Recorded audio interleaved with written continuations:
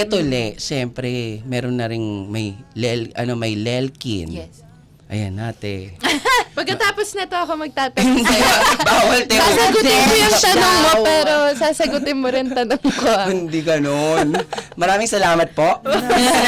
Hindi, di ba? Hindi kasi totoo naman may Lelkin na sobrang lakas ng Lelkin sa social media. Meron pa palang with Inigo. Meron pa, narilink ka rin kay Anton, ganun? Oh. Meron din. Pero ano yung pinaka-ship na nakikita mo talaga sa social media pa nagbabrowse ka? Lelkin, Yung tatlo naman. Lelkin, Lelkin, Lelnigo, Lelton, Lelnigo, ganyan. Anong nafe-feel ng Kuya Dij mo ngayon? Tsaka ikaw, like ikaw, na parang, parang, magla-love team na. Di ba hindi na magla-love team? Oo. Pati ako nagulat. Actually, kaming lahat ng housemates, nagulat kami sa lahat ng ships. Kasi parang, ang daming ships. Sobrang daming ships. Kaya nakakagulat kasi inside the house. Lahat kami, sobrang genuine lang talaga ng relationships namin inside Kuya's house. So, nagulat kami na meron ng mga ships, may mga nag-aasaran na sa social media, mga ganun. Tsaka paglabas nyo, nakita nyo na. Ang dami Mga ng banner, Dami di ba? pala Oo. talaga, yeah. Totoo. Ano yung tanong? Ano na-feel ko? Nafe-feel mo na nandun ka na ngayon sa love team era mo. Wow, ganda. That's my girl.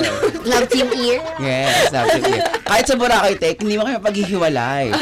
Japan, dahil madaling araw, makulit kami. Lehingi kang pera. Kaya nga si Mag-aano kayo? Don Quixote. O kaya, di ba? Yes. Yung wala kaming magawa. Tito Jay, tara. Ice cream kung saan-saan, ganun kami, te. Basta ako lang yung kasama, ganyan. Tapos magaganda-ganda ako na, alam mo, sis, wala na pili. Ano siya magano. Kasi nga, hindi niya sila naniniwala na maganda ako eh. O eh. Eh ngayon. Siyempre, naniniwala siya kasi parang, hello. Wow, feeling. Okay, love team, te. Yan na yung mga Lelton boy na buhay. Okay lang. Kasi part naman siya ng showbiz, I'd say kasi nakikita ko din sa nila kuya, di ba, puro sila love team. Nung mga ano At nila. yeah, Yung okay. era nila, Yeah. di ba, puro love team. So, ayun, growing up, naiintindihan ko naman na yun, na part talaga. Madaming taong i-prepare ka kung kanin-kanino. And I think that's okay. Wala namang masama. Totoo ba? Siyempre, gusto ko nang malaman sa'yo, Bessie, di ba? Sis, totoo ba na kapag... Ayusin. Maganda to. Totoo ba na, masarap ang gulay sa sinabawang cherry? Ano? Masarap ang buhay sa sinabawang gulay. Totoo ba na kapag nalilink ka sa love team, kunya lagi yung magkasama, may nararamdaman ka na talaga dun sa tao? Ay. Te, tinatanong ko lang, te. Gusto ko lang marinig. Oo. Wala akong gustong mangyari, ha? Ayan. Gusto ko lang Tapos dapat... Ayan. Totoo ba, sis? Ba't kinikilig? Pag lagi mo kasama. O, yun, di ba? Hindi, pag lagi mo lang. Di ba? Kasi syempre, ngayon mo na-experience yan. So, pag lagi mo yung kasama, lagi nadidikit sa pangalan mo, totoo ba na parang mararamdaman mo na parang, ay, may something, gano'n? Feeling ko, oo.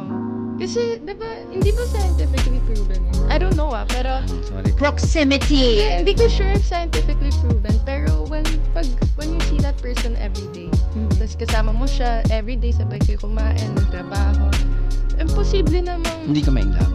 grabe naman in love, pero Kasi hindi ka... feeling there's nothing there. Alam mo? ba't kami? Pero- Baka may love ako sa'yo, Marcus.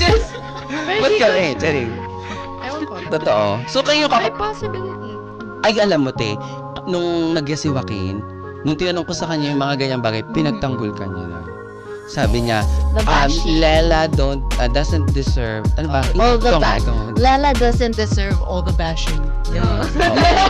Because you're daw, parang kind-hearted. Tapos parang, Yes, tinanong very din namin, genuine. tinanong din namin na, is there a possibility na in love sa best friend? Kasi consider ka pala niya na best friend. So, is there a possibility? Nung una, sabi niya, Sabi niya, no. Kasi parang you don't want to ruin. Even ganyan. if you want to shoot your shot. Sabi niya, Ate Chloe kasi ganito eh. It's Pero like he's this. willing to take risks. Yes. Sa dulo niya sinabi, I'm Yes. willing to take a risk. O, kunyari, hindi lang natin Really? masasabi. Kaya, pero hindi na... Anong comment? Bakit na, wala, ate work ko to. Salamat ka dito sa studio. Yeah! Anong comment? Wala. Si Joaquin, sobrang bait talaga nun. Lagi din niya ako pinagtatanggol. That's why sobrang na-appreciate ko talaga yan. So, Talaga. Dati pa daw kayo friends, hindi pa daw nag-baby. Baby pa. Totoo. Nagpupunta siya sa bahay. Saan? Bahay mo? Or lumalabas na kayo dati pa? Oo naman, lumalabas kami. Kasi nga, bakit? Ba't kayo lumalabas? Paano kayo naging close? Kaibigan kami. Na kayo Dahil? lang lumalabas. Paano kayo naging magkaibigan feeling sis? Magkaibigan kami nung nagsama kami sa contract signing. Pero before contract signing, nagkikita na kami sa meeting. Meeting mate yan. Naging friends kayo. Hanggat sa nag-hangout kami. Correct. Kasama din namin yung DNA, sila Tasha. Yes, yung mga Meteor, pamangkin ni, sisters. Yeah. pamangkin ni Miss Reg. Minsan, kasama din namin sila mag-hangout. Talaga? Way back. Tapos nabibilib siya sa'yo. Kasi kasi galing mo mag-volleyball. Nagba-volleyball din yun. Yun nga, Magaling parang- din yun sila. Talaga? Naglaro na kayo together? Hindi pa, pero baka yun yung next namin gawin. Kasi di ba may Volleyball. all-star game? Yes. Oo, volleyball, ganyan. Kay Inigo naman, Ano? paano naman kayo nagkaroon ng ship sa palagay mo?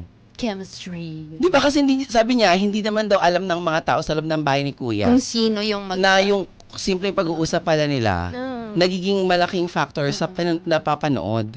So ano sa tingin mo yung parang, paano tayo nagka-ship? Yung ganyan, di ba? Yeah. Yun nga, nagulat nga kami sa lahat ng ships. Pero I think kay Nigo, nag-start yun. Wala nga, kasi lahat kami sobrang genuine ng connections namin lahat. Mhm. Inside Kuya's house. As in, walang gulong nangyari, walang Mhm. kahit na anong issue or whatever. Kaya, ewan ko, feeling ko, dahil close din kasi ako kay Nigo. Kasama ko din siya before PBB. Mhm. So, sila talaga yung pinaka-close ko inside. Kasi sila lang yung kilala ko pagpasok. Kasabay ko pa si Nigo nun. So, may foundation. Totoo. Si Anton naman, syempre dahil nga showbiz royalty din eh. Kasi diba kilala Vinzon, Roy Vinzon, diba ganyan. May relate. Oo, pero may ganun ba? May Lelton din talaga? meron. Ang lakas din ng Lelton in fairness, pero ang lakas ng karton ni Carmel naman. Oh, yes. Diba ni Carmel Ang naman? laki. Oo, tapos Lelton, ganyan. Pero parang feeling ko, sana walang masasaktan, sana walang ma-offend. Pero parang nakikita ko talaga madalas, yung Lelkin, Yes. tsaka yung mga Lelnigo, yung mga ganun. Nakita ko rin yung Lelton, na-meet ko rin sila. Pero sobrang parang hindi ko mawari na parang, ang galing dati, yung sa Kuya DJ niya, Catherine lang, Katniel. Pero sa kanya ang dami. Tatlo. Ganda mo, te. Di ba? Yes. Di ba, ano? Di ko rin alam bakit. Si JC walang comment sa'yo, walang advice. Rock and roll lang kasi Kilala yun mo eh. naman si Kuya. Totoo. Okay na yan, alam niya na yan. Di ba ganun lang yun talaga? How about Maggie? Ayun, si Ate Maggie yung makulit. Nagko-comment nga sa lahat ng edits Talaga? Oo, sa lahat ng TikTok edits. Wala. Nagko-comment siya sa mga... Ang sinasabi niya? Tapos siya din nagpapakita sa akin lahat ng edits na ginagawa. Tapos English, no? Hey, have you seen this? This is so ganun siya cute. talaga. Yes, ganun talaga. Kasi ako siya. hindi ako masyado nagpo-phone now. Kahit nung paglabas ko, hindi din masyado. Kaya si Ate Maggie, papasok yun sa kwarto ko. Tapos sasabihin niya, La, look at this. Yes, oo.